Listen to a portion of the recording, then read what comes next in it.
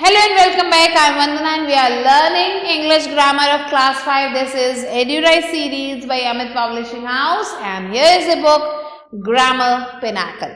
Let's start chapter number 13, which is verbs.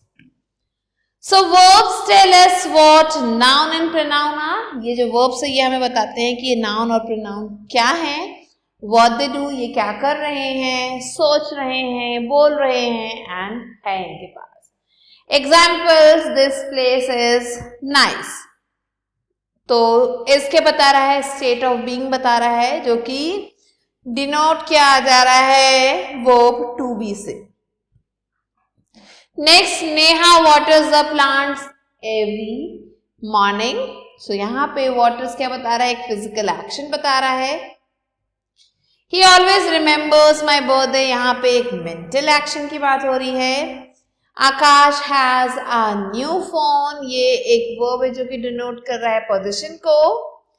And I had a severe cold last week, यहाँ पे undergo action बताया जा रहा है. So let's move on to main verb and helping verb. सो कुछ sentences होते हैं जिनमें मेन वर्ब और हेल्पिंग वर्ब दोनों ही होते हैं. अब मेन वर्ब क्या होते हैं, ये वो वर्ब होते हैं जो किसी एक्शन को एक्सप्रेस करते हैं, जैसे कि drink, play, Singh.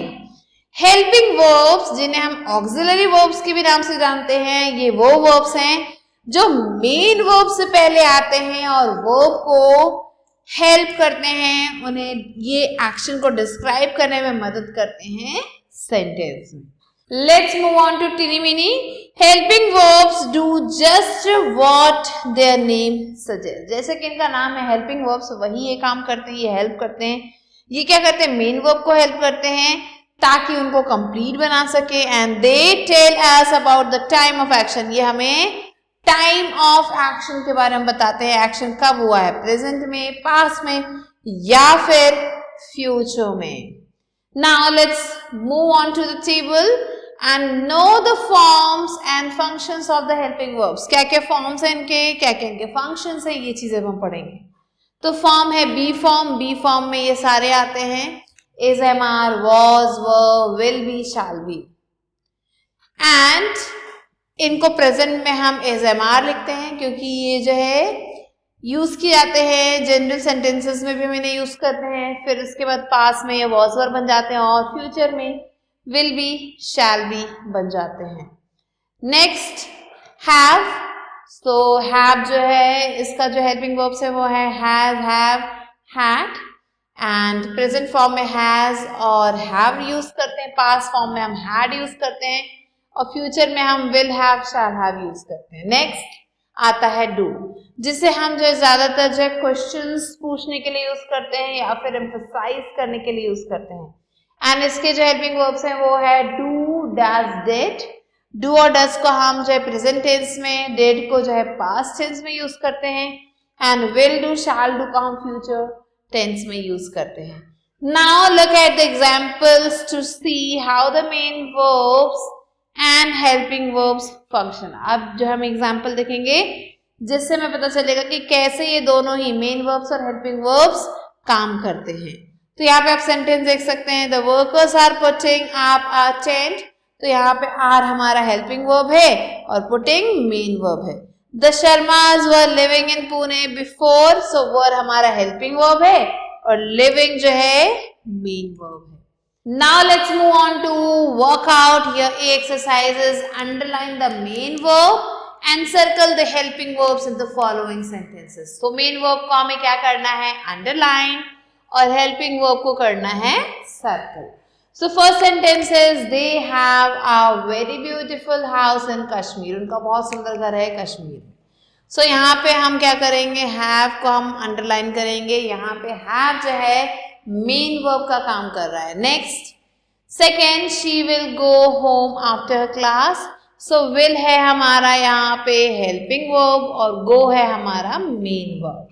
Third one, why did your baby cry loudly in the room. So did है हमारा हेल्पिंग वर्ब और क्राई हो गया main verb. Similarly, Renu cooked food in the kitchen. So यहाँ पे cooked हमारा main verb हो गया, यहाँ पे कोई भी helping verb use नहीं किया गया है. So similarly do the rest. Next आते हैं kinds of verbs. So there are two kinds of verbs. पहला है transitive verbs और दूसरा है intransitive verbs. So verb that requires an object to complete its sense is called a transitive verb.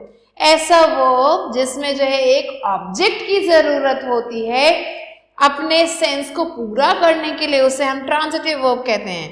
Now look at the pictures and then read the sentences. Picture को देखें और फिर sentences पढ़ेंगे. The gardener waters the plants. Gardener पानी डालता है plants में.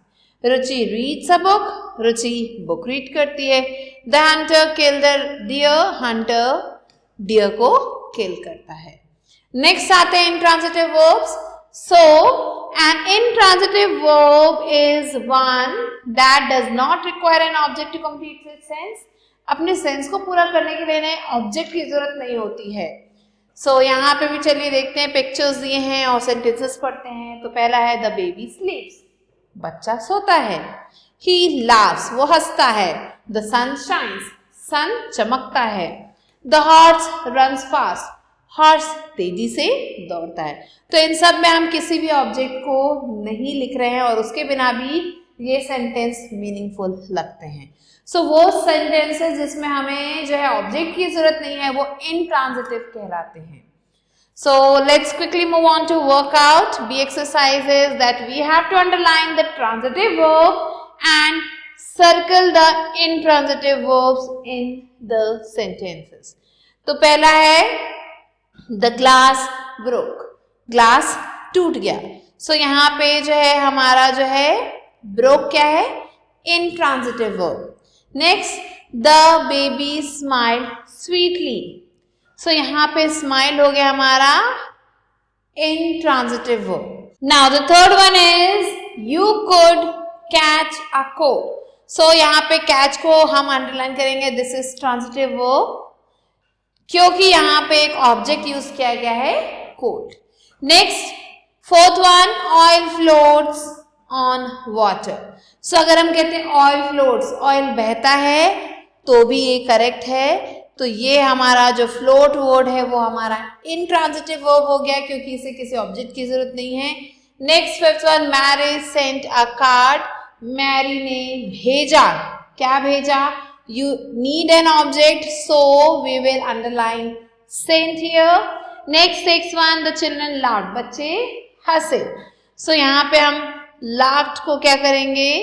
Circle करेंगे क्योंकि एक intransitive verb है जिसको किसी ऑब्जेक्ट की जरूरत नहीं है. Next, Sheila took the book. So यहाँ पे took है, शीला लेती है. क्या लेती है? You need an object here. So this is transitive. So these are the answers. Similarly, you have to do the rest of the questions yourself. Next आते हैं finite and non-finite verbs. So verbs can be finite और non-finite. Verbs जो है finite या फिर non-finite हो सकते हैं. अब जो finite verbs हैं उसमें एक subject होता है. ये tense को दिखाते हैं और ये numbers भी दिखाते हैं. Example है the dog chased a squirrel. So यहाँ पे आप देख सकते हैं एक सिंगुलर सब्जेक्ट है, पास्ट टेंस दिखाया जा रहा है. जब हम बात करते हैं नॉन फाइनाइट वर्ब्स की, these verb is not affected by subject. इसका जो है सब्जेक्ट से कोई भी फर्क नहीं पड़ता. यहाँ पे पर्सन, टेंस या फिर नंबर, इन सब का कोई भी यहाँ पे फर्क नहीं पड़ता. एग्जाम्पल है my dog loves to hunt. So यहाँ पे जो टू हंट लिखा है ये नॉन फाइनाइट वर्ब है. Next let's move on to workout. So see exercise is look at the highlighted verbs in the following sentences, then state whether they are finite और non finite. यहाँ पे highlighted words दिए हैं, आपको बताना है ये फाइनाइट है या फिर non finite. So the first one is the child gives me happiness with its gurgling. So your gives is the verb and this is finite verb. because it has a subject, the child. Next, second one is I return the book after reading it. This is non-finite verb. Next, third one is Aishwarya takes the metro to university every day. This is finite verb because it has a subject here. Next, Salman was watching a football match. This is also finite. Fifth one, is your brother fond of dancing? This is non-finite.